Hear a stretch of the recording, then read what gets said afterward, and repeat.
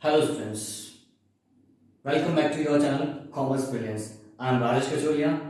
Today in this video we are going to study the most important part of the chapter, Henry Fayol's principles, or we can say 14 principles of management, which are the base of management studies. Right? So let's begin with who is Henry Fayol first of all.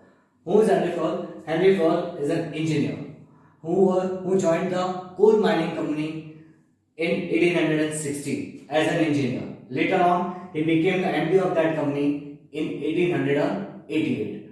Right? So therefore, he rose to the from lower level to the top level of the organization. Right? So therefore, he was the first person to identify the four functions of the management. वो पहला person था जिसने चार functions identify किए थे management में. कौन कौन से? Planning, organising, directing and controlling. ये चारों फंक्शन इन्होंने डिफाइन किए थे. Fifth function later on introduce हुआ था. अब जबकि वो टॉप लेवल तक पहुंच गए थे तो उन्होंने जितने भी अपने मैनेजमेंट थ्योरीज दिए हैं या जितने भी प्रिंसिपल्स दिए हैं वो सारे किसके पॉइंट ऑफ व्यू से दिए हैं? किसके पॉइंट ऑफ व्यू से दिए हैं? टॉप लेवल के पॉइंट ऑफ व्यू से. Therefore, the principles of management which has been given by the Henry Fayol are from the point of view of the top level, right? He is a well-known management theorist. He is a well-known management theorist, and therefore, after his principles of management, which he has given, which is a base of management studies, therefore, he is known as the father of general management, right? So now, let's begin with the 14 principles which has been given by the Henry Fayol. Number one, division of work. According to division of work principle, the work which is there in the organization, the large work, right, in an organization or complicated work in an organization should be divided into small tasks so that the tasks become simpler. एक organisation में जो बड़ा काम है या complicated काम है, tough काम है, उसको शॉर्ट पार्ट में डिवाइड कर लो, छोटे टुकड़ों में डिवाइड कर लो ताकि काम क्या हो जाए? आसान हो जाए. राइट? ताकि काम क्या हो जाए? आसान हो जाए. जब काम आसान हो जाए तब किसी पर्सन को अपॉइंट कर दो उस काम को करने के लिए on the basis of his ability. अब जिस पर्सन को अपॉइंट करोगे आप उसकी एबिलिटी के अकॉर्डिंग आप क्या करोगे? उसको वो काम दोगे.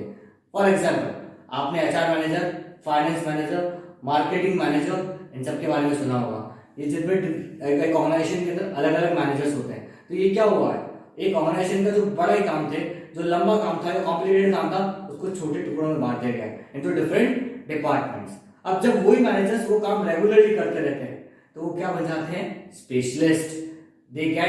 they become specialized in their field. So division of work leads to specialization. कैसे? जब एक काम कोई पर्सन रिपीटेडली करेगा, उसमें एबिलिटी तो थी, अब जब वो रिपीटेडली उस काम को करेगा तो वो क्या बन जाएगा? Specialist. Now we are going to study with the advantages and disadvantages of division of work. अब इसके एडवांटेज और डिसएडवांटेज दोनों पढ़ेंगे, जिसको हम पॉजिटिव और नेगेटिव भी बोल सकते हैं.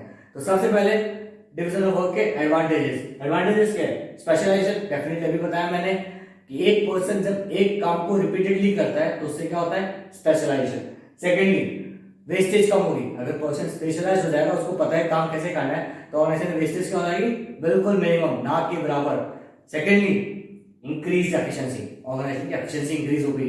कैसे? जब वो अपने रिसोर्सेज का ऑप्टिमम यूटिलाइजेशन कर रहा है, वेस्टेज कम हो रहा है, ऑप्टिमम यूटिलाइजेशन कर रहा है, तो एफिशिएंसी इंक्रीज हो गई. अब इसका अगर इस प्रिंसिपल को आप फॉलो ना करो तो क्या नेगेटिव होगा? ओवरबर्डन. अब वो एक काम जो बड़ा काम है किसी एक जने को करना पड़ रहा है तो वो ओवरबर्डन हो गया टास्क से, उसमें बहुत ज्यादा रिस्पांसिबिलिटीज आ गई. राइट? साथ में रिसोर्सेज का वो प्रॉपर यूटिलाइज नहीं कर रहा है, इसलिए उसका क्या हो पा रहा है? वेस्टेज. किसका वेस्टेज हो रहा है? रिसोर्सेज का. क्योंकि वो अकेले पर्सन में रिस्पांसिबिलिटी आ गई, तब जो हमारे जो रिसोर्सेज हैं वो उनको क्या हो रहा है? वेस्टेज हो रहा है, साथ में टाइम भी बहुत लग रहा है. Secondly, lack of efficiency. यहाँ पे एफिशिएंसी मेंटेन नहीं हो पाई. Right? Now next principle, authority and responsibility. अब हम बात करते हैं authority and responsibility. Authority, power to give orders. Authority क्या होता है? Power to give orders. Where responsibility, duty of completion of task. अगर आज आपको कोई काम, आपको कुछ पावर दी जाए कि आपको ये काम करवाना है, राइट? आपको ये ऑथोरिटी दी जाए कि आपको अपने जो सबऑर्डिनेट से काम करवाना है, तो आपको वो काम पावर मिली है काम करवाने की, साथ के साथ आपकी वो जिम्मेदारी भी है कि वो काम प्रॉपर्ली होना चाहिए. तो what we can say, with authority responsibility automatically comes. Authority के साथ रिस्पांसिबिलिटी अपने आप आएगी. ठीक है। अगर आपको पावर दे दी गई कि आपको ये काम करवाना है, इसका मतलब ये नहीं कि आपने वो काम उनको सौंप दिया और निश्चिंत हो गए। आपकी रिस्पॉन्सिबिलिटी है उस काम को प्रॉपर करवाने की, और प्रॉपर उस काम की तरफ आपकी जिम्मेदारी है कि वो काम प्रॉपरली होना चाहिए। You are accountable for that, right. तो ऑथोरिटी एंड रिस्पॉन्सिबिलिटी।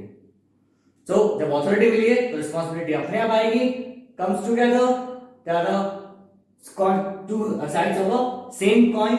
बट एक इंपॉर्टेंट चीज, एक काम को करवाने के लिए आपके पास एडिक्वेट ऑथोरिटी होनी चाहिए। कितनी ऑथोरिटी होनी चाहिए? एडिक्वेट, मतलब इतनी ऑथोरिटी, इतना पावर तो होना चाहिए आपके पास कि आप वो करवा सको काम।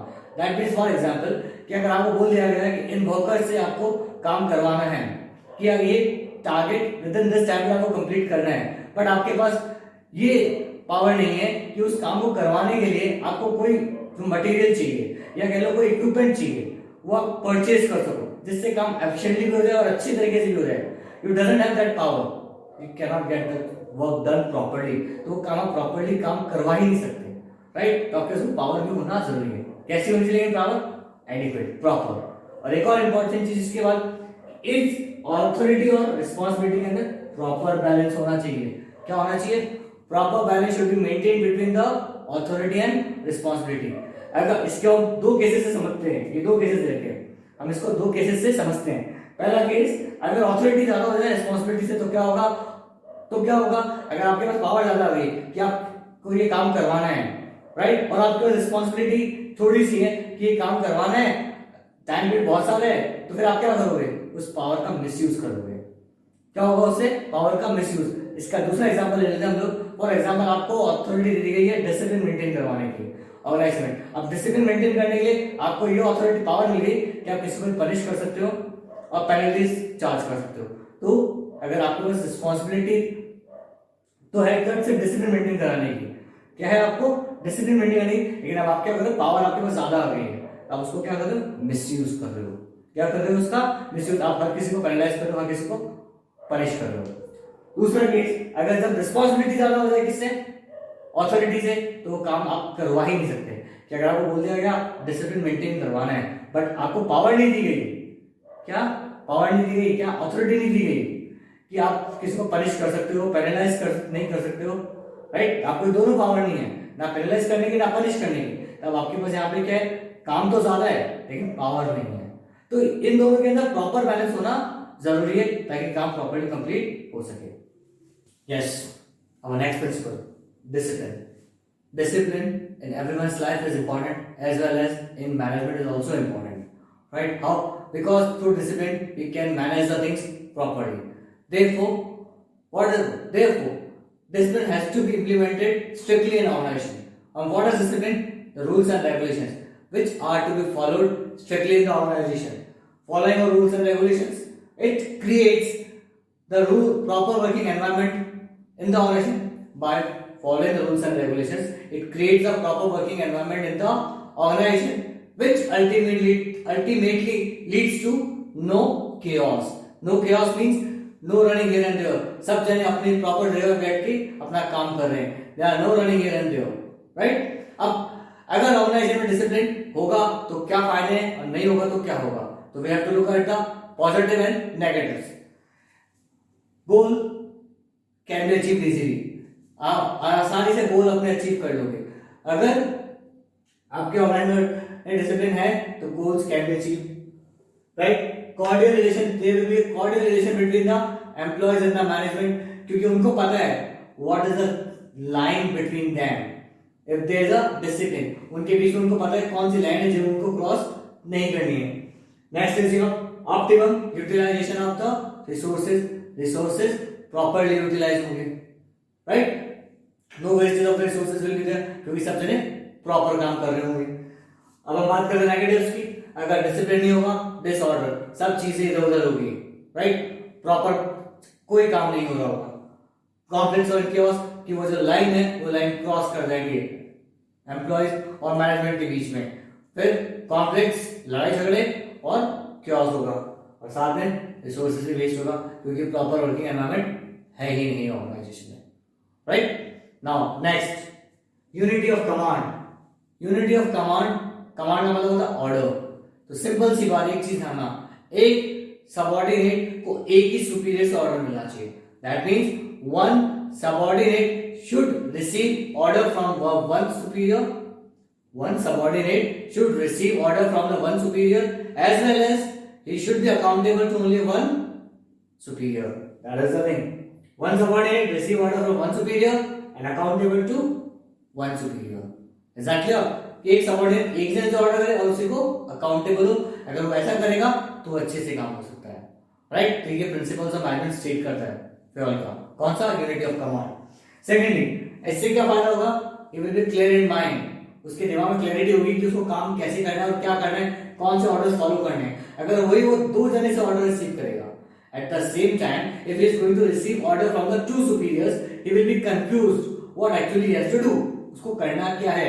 इसीलिए क्या कंपलसरी है कि उसके ऊपर एक ही बॉस हो, उसका एक ही सुपीरियर हो, जिसको वो अकाउंटेबल हो और जिससे वो ऑर्डर रिसीव करे, सो that he can be clear in his mind. Eight the same time if he will be clear in his mind, clarity of thoughts will be there, he will be able to complete his task, वो अपना काम easily complete करेगा। अब इस principal को आप follow करने के क्या पॉजिटिव है और नहीं करने के क्या नेगेटिव्स है। अगर आप फॉलो करते हो तो पॉजिटिव क्या होता है? कंफ्यूजन अवॉइड हो जाता है ऑर्गेनाइजेशन, और एम्प्लॉय का क्या हो जाता है? एम्प्लॉय का कंफ्यूजन अवॉइड हो जाता है, ही नोज इट, उसको एक्चुअली करना क्या है। सेकेंडली, एफिशिएंसी क्या हो जाती है उसकी? इंक्रीज, उसकी एफिशिएंसी क्या हो जाती है? Increase. He perform in the proper manner. At the same time, हम लोग अगर ऑर्गेनाइजेशन अपना गोल अचीव नहीं कर पाते, if the organization is unable to achieve the goal, the responsible person can easily be figured out, can easily be identified. हम उस person को easily identify कर सकते हैं जिसकी वजह से ऑर्गेनाइजेशन गोल अचीव नहीं कर पाई है, यानी रिस्पॉन्सिबिलिटी फिक्स कर सकते हैं कि तुम्हारी वजह से गोल अचीव नहीं हुआ है। अगर क्या फॉलो होता है? Unity of command. अगर नहीं होता है तो कंफ्यूजन क्रिएट हो जाएगा, लैक ऑफ एफिशिएंसी, एफिशिएंटली काम नहीं हो पाएगा, रिस्पांसिबिलिटी, हम किसी को डिफाइन नहीं करते कि भाई तुम्हारी वजह से काम हुआ, तुम्हारी वजह से काम नहीं हो पाया। हम ये चीज फिगर आउट नहीं करते, आइडेंटिफाई नहीं करते, क्योंकि एक सबऑर्डिनेट दो जनों से ऑर्डर ले रहा है, right? Now next, unity of direction. अब unity of direction has a word such as direction, दिशा। तो that means what does it means? The activities of all the employees or individuals and department should be directed towards the achievement of the common goal. कि जितने भी employees हैं, individuals हैं और departments हैं एक ऑर्गेनाइजेशन में, सबकी एक्टिविटीज किस तरह डायरेक्ट होनी चाहिए? ऑर्गेनाइजेशन के कॉमन गोल को अचीव करने के लिए, राइट? कि ऑर्गेनाइजेशन का कॉमन गोल अचीव होगा, जो मेन गोल है वो अचीव हो जाएगा तो ऑर्गेनाइजेशन गोल अचीव हो गया, राइट? इसके लिए हम क्या बोलते हैं? One hand one plan. इसीलिए एक डिपार्टमेंट के अंदर जब ग्रुप ऑफ पर्संस काम कर रहे होते हैं, राइट, इंडिविजुअल्स के आपके अलग अलग प्लान हो, लेकिन डिपार्टमेंट का प्लान एक ही होना चाहिए। One hand one plan for everyone. Is that clear? कि सब जगह अपने इंडिविजुअल प्लान अचीव करते हुए ऑर्गेनाइजेशन का प्लान अचीव कर रहे हैं, राइट? इसीलिए क्या एस्टैब्लिश होता है? Coordination. It helps in the establishment of coordination. Clear है? नाउ अब इसके पॉजिटिव क्या है? अगर यूनिटी ऑफ डायरेक्शन आप फॉलो करते हो तो इसका एडवांटेज क्या है, और आप नहीं फॉलो करते हो तो इसके नुकसान क्या है? यूनिटी ऑफ डायरेक्शन आप फॉलो करोगे तो कोऑर्डिनेशन अच्छा रहेगा, सिस्टमैटिक वर्किंग रहेगी ऑर्गेनाइजेशन में, प्रॉपर वर्किंग, सब जने एक डायरेक्शन में जा रहे होंगे और आप गोल अचीव कर पाओगे। You will be able to achieve the organisational goals. Whereas अगर आप यूनिटी ऑफ डायरेक्शन ऑर्गेनाइजेशन में फॉलो नहीं होता है तो क्या नेगेटिव होगा? कोऑर्डिनेशन नहीं होगा, डुप्लीकेशन ऑफ एक्टिविटीज होगी और गोल्स अचीव नहीं होगा, राइट? कोऑर्डिनेशन नहीं होगा तो डेफिनेटली अब आप लोगों को पता ही नहीं कौन किसको क्या काम करना है, सब अपनी मर्जी से काम कर रहे हैं, तो कोई हो सकता है जो काम कोई और कर रहा है वो कोई और भी कर रहा हो, right? So one person is doing the work, the same another person might also be doing the same work. That is called duplication of activities, right? And goals not achieved. इससे गोल अचीव नहीं होंगे और resources भी wastage होंगे। अब एक important चीज आती है जो मोस्टली कंफ्यूजिंग होती है, वो ये चीज कि यूनिटी ऑफ कमांड और यूनिटी ऑफ डायरेक्शन के बीच में डिफरेंस क्या है? What is the difference between unity of command and unity of direction? जब हम बात करें यूनिटी ऑफ कमांड का मतलब होता है बेटा एक हेड एक सुपीरियर, एक सबऑर्डिनेट के ऊपर, एक हेड होना चाहिए इसके ऊपर, एक सबऑर्डिनेट के ऊपर। जबकि यूनिटी ऑफ डायरेक्शन क्या बोलता है? एक प्लान होना चाहिए एक डिपार्टमेंट का। सबसे पहली चीज तो ये चीज, एक डिपार्टमेंट का एक प्लान और एक सबऑर्डिनेट का एक हेड, ये मेजर डिफरेंस है दोनों के अंदर, राइट। फिर अब इसका फायदा देखते हैं हम लोग, ये किसको अफेक्ट करता है, इंडिविजुअल को, और ये किसको अफेक्ट करता है, पूरी ऑर्गेनाइजेशन को। अगर एक जना दो जनों से क्या कर रहा होगा, ऑर्डर रिसीव कर रहा होगा, राइट, तो उससे क्या होगा, उसकी खुद का प्लान अचीव नहीं हो पाएगा, किसका, इंडिविजुअल का, राइट। जबकि अगर सबके एक दिशा में फंड नहीं होंगे, if everyone is not moving towards the common goal, तो ऑर्गेनाइजेशन अपना गोल अचीव नहीं कर पाएगी। यहाँ पे एक इंडिविजुअल इफेक्ट होगा, यहाँ पे पूरी ऑर्गेनाइजेशन। यहाँ पे avoid dual subordination. Dual subordination का मतलब कि एक जना दो जनों के अंडर काम नहीं कर रहा है, one person is working under a one superior only, he is not going to receive order from the two persons, so therefore there is no confusion। और यहाँ पे avoids overlapping और duplication of activities, कि एक काम दो बार नहीं होगा, ताकि रिसोर्सेज वेस्ट ना, ओवरलैपिंग नहीं होगी। और finally one hand for one subordinate and one plan for one department, एक सबऑर्डिनेट के ऊपर एक हेड और एक डिपार्टमेंट का एक plan. Now our next principle, subordination of individual interest with general interest. So first of all, we should understand the meaning of individual interest and general interest. जब हम बात करते हैं इंडिविजुअल इंटरेस्ट की, इसका मतलब एक इंडिविजुअल का ऑब्जेक्टिव विच अ पर्सन और an employer in an organisation want to achieve. और जब हम बात करते हैं जनरल इंटरेस्ट की, हम बात कर रहे हैं ऑर्गेनाइजेशनल इंटरेस्ट की। किसकी बात कर रहे हैं हम लोग, ऑर्गेनाइजेशनल इंटरेस्ट की, यानी ऑर्गेनाइजेशन का ऑब्जेक्टिव, राइट। तो अब इस प्रिंसिपल के according what does it says, that organisation interest should prevail over the individual interest, पहली चीज। दूसरी चीज, individual interest and organisation interest should integrate, दोनों इंटीग्रेट होने चाहिए, राइट। अब दोनों को एक एक करके समझते हैं एग्जांपल से। सबसे पहले मैंने बोला priority of organisational interest, right, पहले ऑर्गेनाइजेशन इंटरेस्ट को प्रायोरिटी देंगे। For example, there is a workload condition prevailing in an organization. In that case, what you have to do? What an employee have to do? Overtime. So therefore, he has to sacrifice his own interest and work for the organizational interest. Right? Next, integration of both interests. You are a supervisor in an organization. Now you want to become the manager in an organization.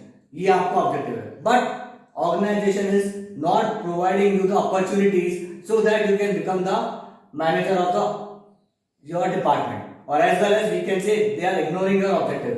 In that case you will not be satisfied. अब आप satisfied नहीं होंगे, जब आप satisfied नहीं होंगे you will not be happy in an organization, you are not going to work with proper dedication. Proper dedication से काम नहीं करोगे तो आपका ऑब्जेक्टिव अचीव नहीं हो रहा है, इसलिए आप डेडिकेशन से काम नहीं कर रहे हो, तो ऑर्गेनाइजेशन भी अपना ऑब्जेक्टिव अचीव नहीं कर सकता। इसीलिए दोनों ऑब्जेक्टिव्स का इंटीग्रेशन होना बहुत जरूरी है, राइट। दोनों मिलके चले, दोनों के ऑब्जेक्टिव अचीव हो जाएंगे। नाउ अब इसके पॉजिटिव्स क्या हैं, उसके नेगेटिव्स, यानी advantage, disadvantage, pros and cons. अगर हम प्रिंसिपल को फॉलो करते हैं तो, और नहीं करते हैं तो। फॉलो करते हैं तो ऑर्गेनाइजेशन इंटरेस्ट और इंडिविजुअल इंटरेस्ट में कोऑर्डिनेशन आएगा, दोनों में कोऑर्डिनेशन आएगा, दोनों साथ साथ चलेंगे, राइट।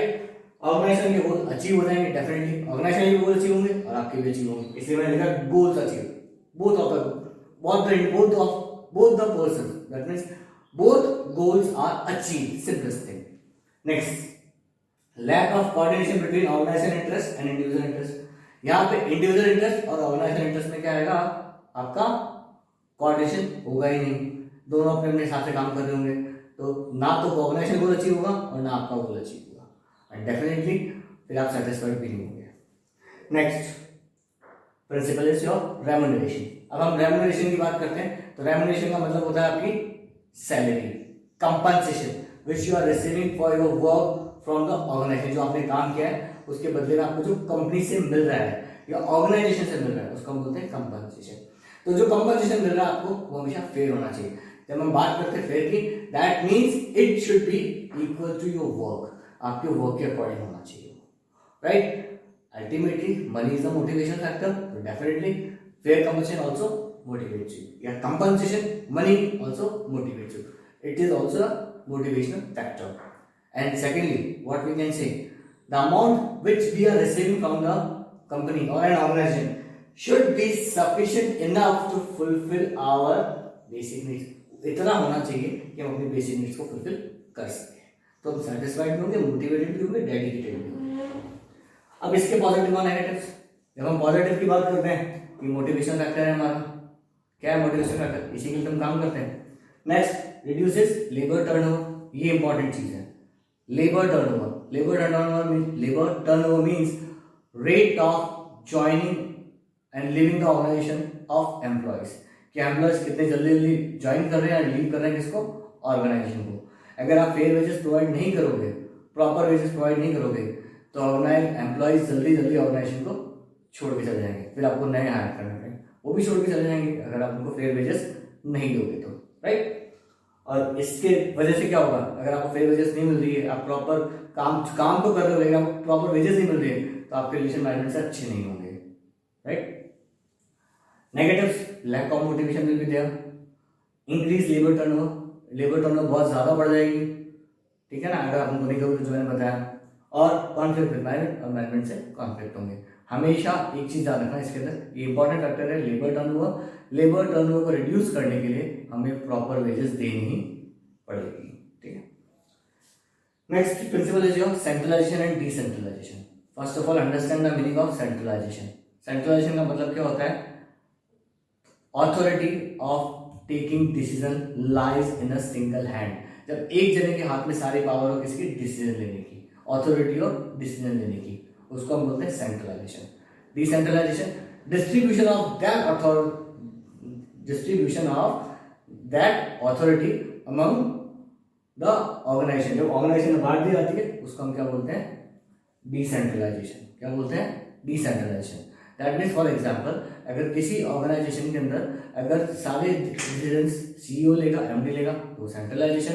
अगर वही सीईओ एमडी ने, जैसे production department, finance department, HR department है, उन्होंने अपने इस तरह से पावर को डिस्ट्रीब्यूट कर रखा है, तो उसको हम बोलते हैं डिसेंट्रलाइजेशन, ठीक है, जो आप लोग जानते हैं कि आजकल हर ऑर्गेनाइजेशन में होता है ये। अब एक इंपॉर्टेंट चीज है कि हमेशा डिसेंट्रलाइजेशन और सेंट्रलाइजेशन में प्रॉपर बैलेंस होना चाहिए। प्रॉपर बैलेंस क्यों होना चाहिए, कि नहीं होगा तो क्या होगा, ये हम देख लेते हैं। अगर सेंट्रलाइजेशन, कंप्लीट सेंट्रलाइजेशन होगा एक ऑर्गेनाइजेशन की, मतलब सारी पावर एक जने के हैंड में होगी, right, all the power lies in a single hand, then they will be delay in actions.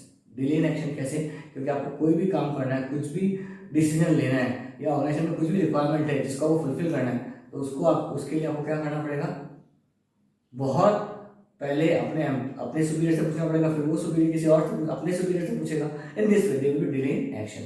जबकि डिसेंट्रलाइजेशन में क्या होगा, ऑथोरिटी आपके पास है या पावर आपके पास है, राइट, या आपकी इमीडिएट सुपीरियर के पास भी है, तो भी आप डिसीजन फास्ट ले सकते हैं, राइट।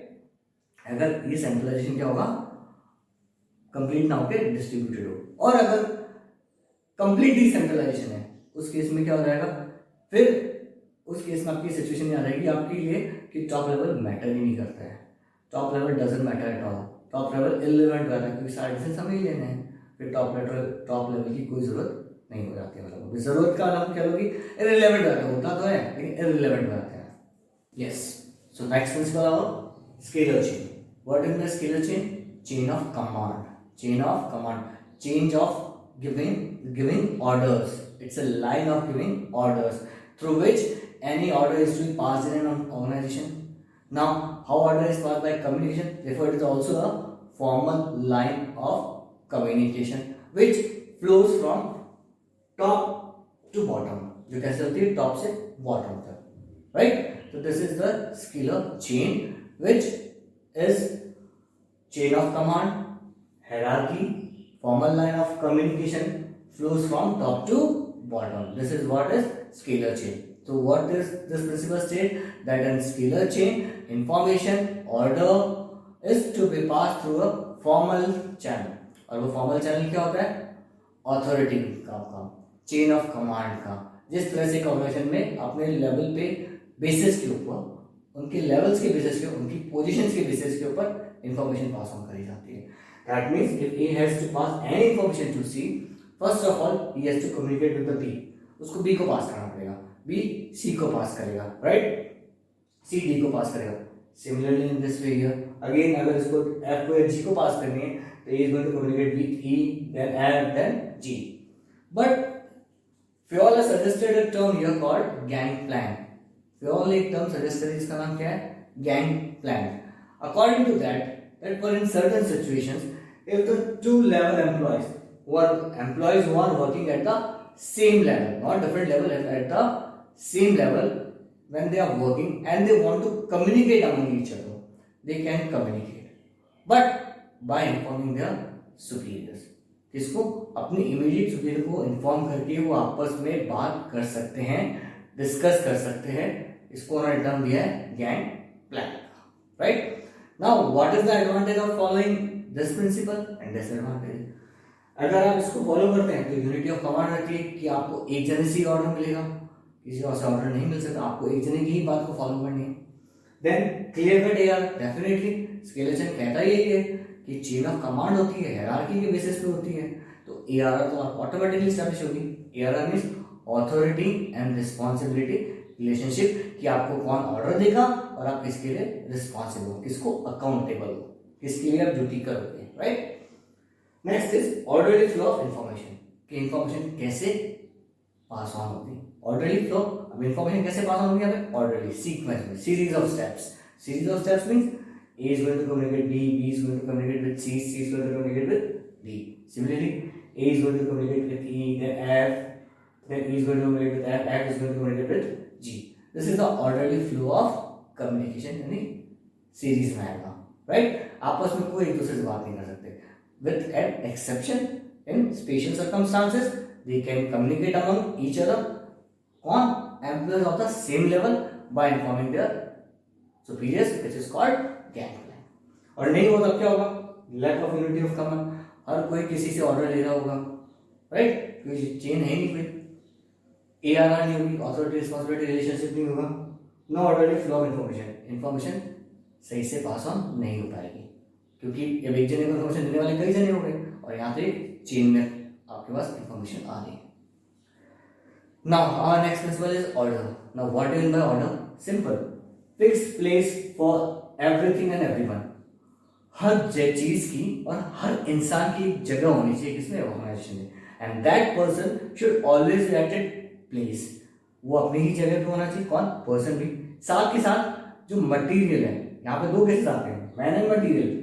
एक तो आपने जो पर्सन को अपॉइंट कर रहे हो एम्प्लॉय को अपनी ऑर्गेनाइजेशन में, एक एम्प्लॉय जिसको आप अपॉइंट कर रहे हो अपनी ऑर्गेनाइजेशन में, उसकी एक जगह फिक्स होनी चाहिए, वो हमेशा वहीं होना चाहिए.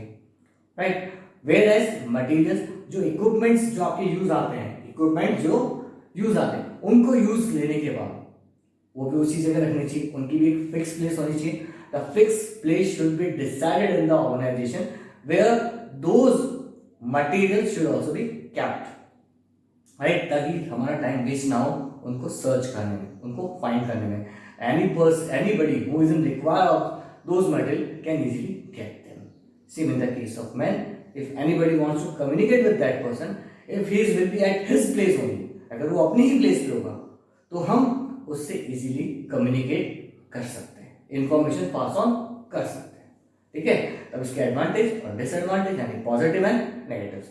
पॉजिटिव की बात करें जैसे डिसिप्लिन बनेगा और एफिशिएंट यूटिलाइजेशन ऑफ टाइम होगा. मतलब सब चीजें अपनी अपनी जगह रहेगी तो डिसिप्लिन मेंटेन रहेगा, साथ में टाइम भी बचेगा आपका. आपको हर चीज फटाफट मिल रही है, फटाफट कम्युनिकेशन पास ऑन हो रहा है, no wastage of time.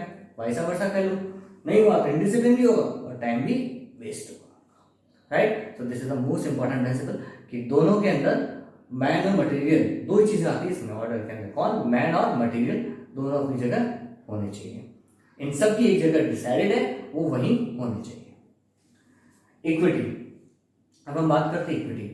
Simple सी बात है, हम अपनी लाइफ में, अपनी फैमिलीज में, अपने स्कूल्स में, अपने फ्रेंड्स वगैरह, what we want, equal treatment. हम चाहते हैं सबका इक्वल ट्रीटमेंट हो, किसी को पार्शियलिटी ना हो, no biasness should be there, सबको फेयर ट्रीटमेंट मिले, सबको जस्टिस मिले.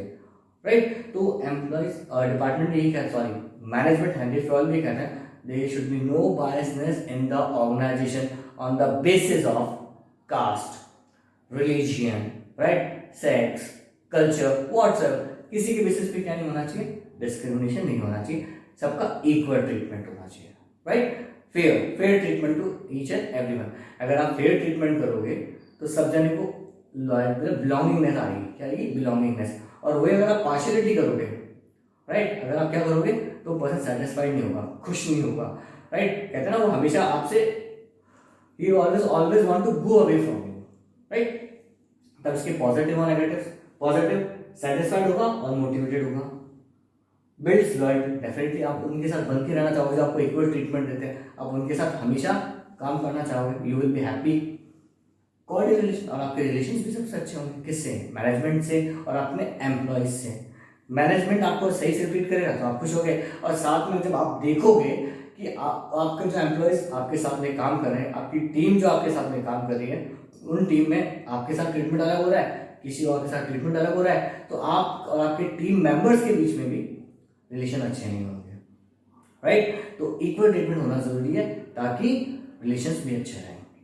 और इसके नेगेटिव क्या है, dissatisfied and lack of team spirit. अभी मैंने जो बताया, खुश भी नहीं होंगे और टीम स्पिरिट भी नहीं होगी। लैक ऑफ लॉयल्टी, लॉयल्टी भी नहीं रहेगी, राइट। वो उनके साथ काम नहीं करना चाहेंगे, दे विल ऑलवेज, कहते हैं ना बैक बाइटिंग, सामने ना बोल सके तो पीछे से बैक बाइटिंग करेंगे, राइट। लॉयल नहीं रहेंगे, they will always be against you. Next is conflicts, conflicts लड़ाई झगड़े होते रहेंगे क्योंकि सबको इक्वल ट्रीटमेंट नहीं मिल रहा। So our next principle is stability of tenure. Now what do you mean by stability of tenure? First of all we should know the meaning of stability. That means on a particular place, fixed place, right? Tenure means time period, time period. So stability means fixed place, steady. Stability means steadiness, right? What we can say, fixed place for a particular time period. So what does it mean now? It means firmness on job. That means manager should give a considerable time period to an employee to perform a job, right? एक job को करने के लिए एक manager को उसको considerable time period देना चाहिए, right. So what does it mean? Proper time should be given to an employee to show results. That means if an employee has to prove, it should be given enough time so that he can prove himself, right. Therefore, no frequent changes should be there. Employee should not be moved frequently from one place to another, from one job position to another. If he is going to be changed frequently, what will it bring? It will bring instability in the organization. It will bring instability in the organization, as well as employee will also not be satisfied, not motivated, dedicated towards a particular work, right? And it also brings high labor turnover rate. What is my high labor turnover rate? पहले बताया था मैंने कि employees बहुत quickly organisation को छोड़ देंगे. Then again we have to recruit the employees. That means employees will join and leave, join and leave. Joining and leaving of the employees is known as labor turnover rate, which will be high in this case if organization or manager is not providing a considerable time period to an employee at a particular job, right? Which ultimately results in high expenditure, because hiring of the employee includes lot of cost, right? A lot of process, long process, not lot of process, lengthy process, long process, right? Now let's go to the positive and negatives. What are the positives? Low labor turnover, definitely. अगर आप उनको proper time period देंगे, labour turnover कम होगा. Commitment, they will be committed towards a particular job, कि उनको एक ही job को regular करना पड़ा तो वो स्पेशलिस्ट भी बन जाएंगे और वो कमिटेड भी होंगे. और बिल्ड्स गुडविल, उनकी किसकी गुडविल? ऑर्गेनाइजेशन की गुडविल बनेगी. दैट क्या होता है फिर उससे कि वो अपने एम्प्लॉयज को प्रॉपर टाइम पीरियड दे रही है काम करने के लिए, अपने आप को प्रूव करने के लिए, which builds the goodwill reputation of the organisation among the employees. और अगर नहीं करेंगे तो क्या? हाई लेबर टर्नओवर होगा, फ्रस्ट्रेशन आ जाएगी एम्प्लॉयज में, they will feel dissatisfied, demotivated, और गुडविल अल्टीमेटली डिक्लाइन होनी है ऑर्गेनाइजेशन की अमंग द एम्प्लॉयज और अमंग द सोसाइटी भी कह सकते हो, because when they are going to communicate with others, इस ऑर्गेनाइजेशन में ऐसा होता है जल्दी जल्दी मूव कर देते हैं एम्प्लॉयज को, राइट? तो nobody will like to join the organisation as well later on. Next, initiative. What is my initiative? Coming forward, आगे आके कुछ काम करना. Coming forward by your own and doing something. So according to this principle, what does it says? That the employees and the managers or what whomsoever in an organization should come forward by themselves and help the management. उनको खुद को आगे आना चाहिए, specially किसको, employees को, और help करनी चाहिए किसकी, मैनेजमेंट की. बट ये होगा कैसे, how it is going to done, it can be only done when management is providing them the opportunity and encouraging them for their initiatives, the actions which they are taking by themselves for performing the organizational activities. जब वो उनको कोई काम कर रहे हैं ना, वो अपने आप से आगे बढ़ के ऑर्गेनाइजेशन के लिए, तो ऑर्गेनाइजेशन क्या करे, उनको एनकरेज करे, उनको रिकॉग्निशन दे, तो वो मोटिवेशन प्रोवाइड, वो अपने आप मोटिवेट हो जाएंगे, राइट. और अल्टीमेटली अपॉर्चुनिटी प्रोवाइड होनी चाहिए. ऐसा नहीं होना चाहिए कि आपको सिर्फ वही फॉलो करना है जो मैनेजर्स ने कहा है.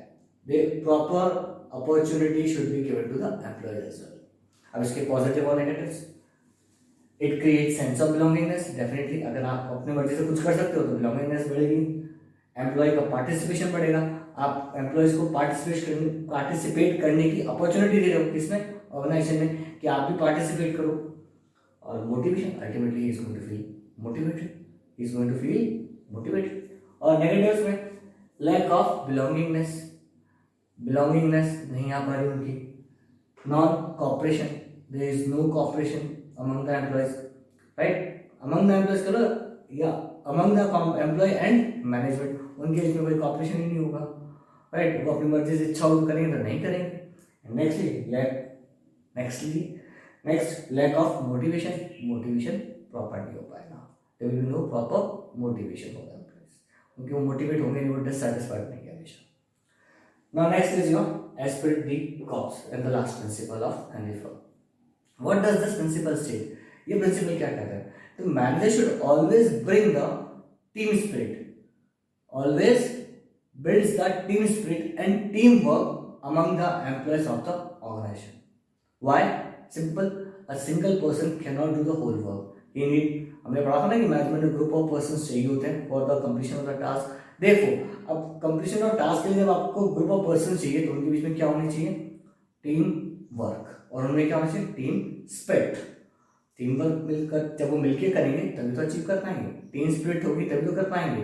Therefore what should manager do, manager should replace I with we. Manager I से रिप्लेस करिए, क्या आना चाहिए, वी से, आई को वी से रिप्लेस कर देना चाहिए कि हम मिलके करेंगे, राइट. इट क्रिया करता है, ये बिल्ड करता है एक एनवायरमेंट ऑर्गेनाइजेशन में जहां सब एक दूसरे पर ट्रस्ट करते हैं और कोऑपरेट करते हैं. क्या करते हैं, ट्रस्ट करते हैं, कोऑपरेट करते हैं, और इससे कोऑर्डिनेशन एस्टैब्लिश होता है, which helps the organisation in achievement of the organisational goals, right. अब इसके पॉजिटिव और नेगेटिव्स. पॉजिटिव में ऑर्गेनाइजेशन गोल अचीव होगा, कोऑर्डिनेशन बनेगा, सिंपल कोऑर्डिनेशन. जब आपस में मिलकर काम होंगे तो रिलेशंस आपके अच्छे ही होंगे, अगर आप मिलकर काम नहीं होंगे तो रिलेशंस खराब होंगे. Negative, non achievement of group goals, no cooperation, no coordination, ना कोऑपरेशन होगा ना कोऑर्डिनेशन होगा, और रिलेशंस भी अनहेल्दी होंगे जब हम मिलकर काम नहीं कर रहे हो. आपके बीच में टीम स्पिरिट ही नहीं होगी तो रिलेशन अच्छे हो नहीं सकते. So ultimately what we can say by these 14 principles which we have studied, as these principles are the basis of management studies.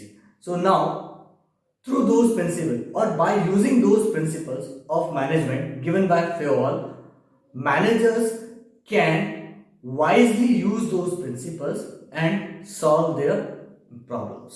वो अपनी प्रॉब्लम सॉल्व कर सकते हैं by using those principles as guidelines according to the situation or conditions prevailing in their organization and for solving their various problems.